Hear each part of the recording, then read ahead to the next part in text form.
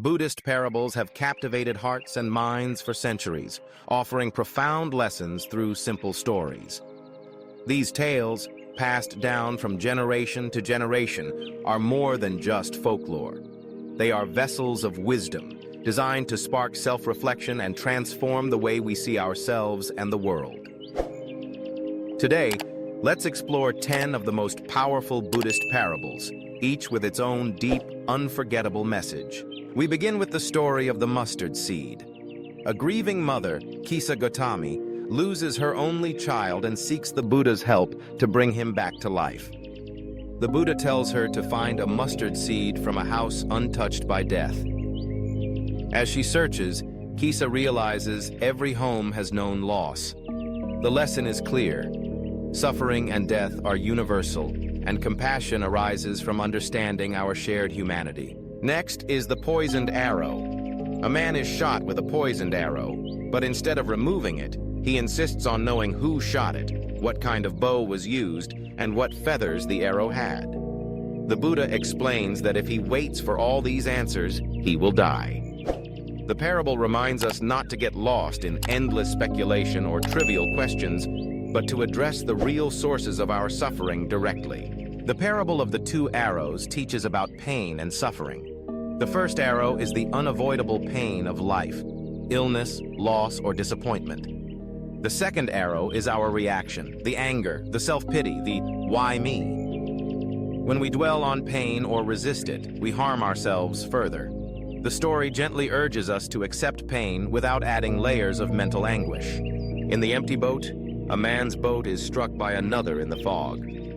Furious, he yells at the unseen pilot until he realizes the other boat is empty. His anger evaporates.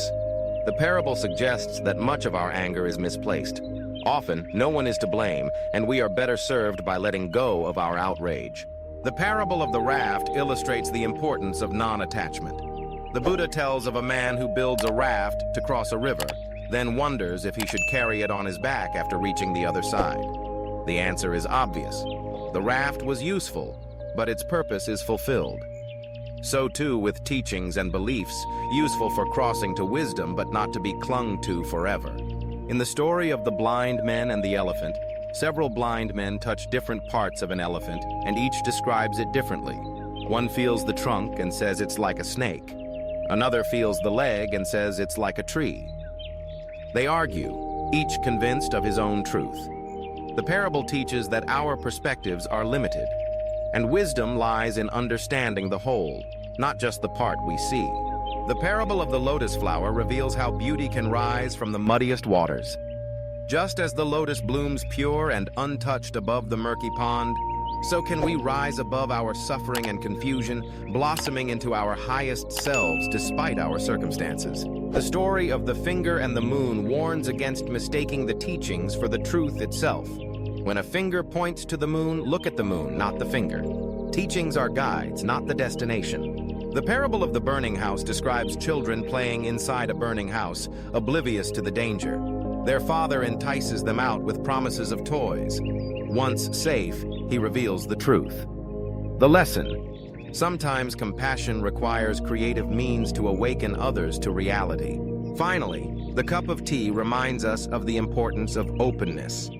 A Zen master fills a visitor's cup until it overflows, explaining that, like the cup, the visitor is too full of his own opinions to learn anything new. To gain wisdom, we must empty ourselves and make room for new understanding. These timeless parables invite us to look inward, to question, and to grow. Though each story is simple, their messages linger, urging us to live with compassion, clarity, and a deep awareness of life's impermanence and interconnectedness.